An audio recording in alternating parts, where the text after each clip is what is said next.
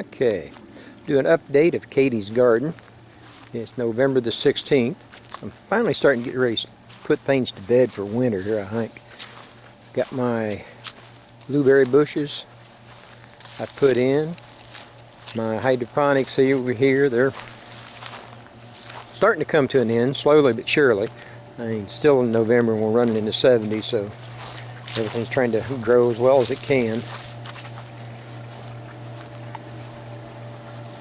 Peppers are doing good. The greenhouse going. Go in there in a few. Got my fish tank out back here. Got my new filters set up. They're working great.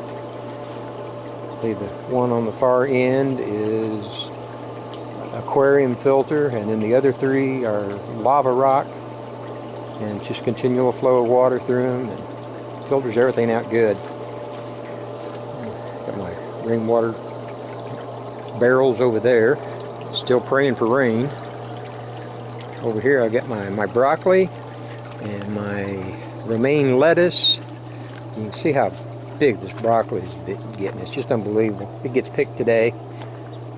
Romaine is huge. And over there I've harvested half my beets. Filled up 4-quart jars of pickled beets last night. And I got cauliflower over there with heads about 4 inches across. They're doing good. Move on around and go inside the greenhouse. Okay, I've moved all my hydroponic stuff out, and I've been going with grow beds in there, and it's turned into something unique to do. And I got lava rock in the first one, hydroton, lava rock.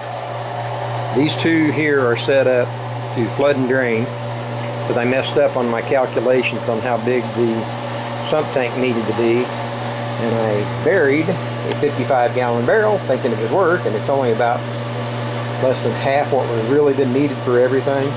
So I compromised and turned these over here, another lava rock and a river rock bed, into a constant height.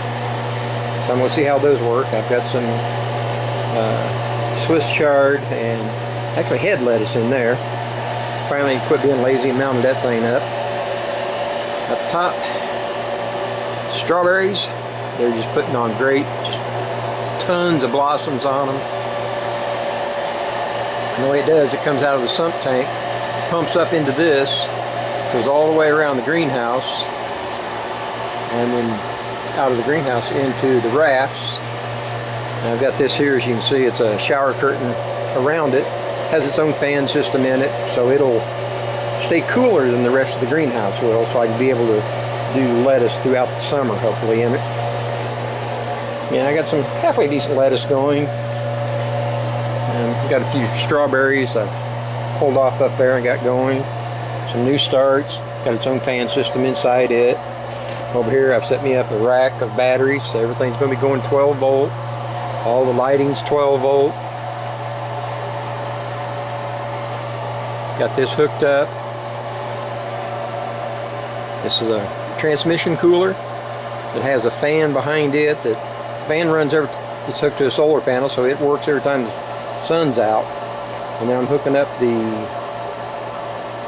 transmission cooler, which has hoses down into this cooler.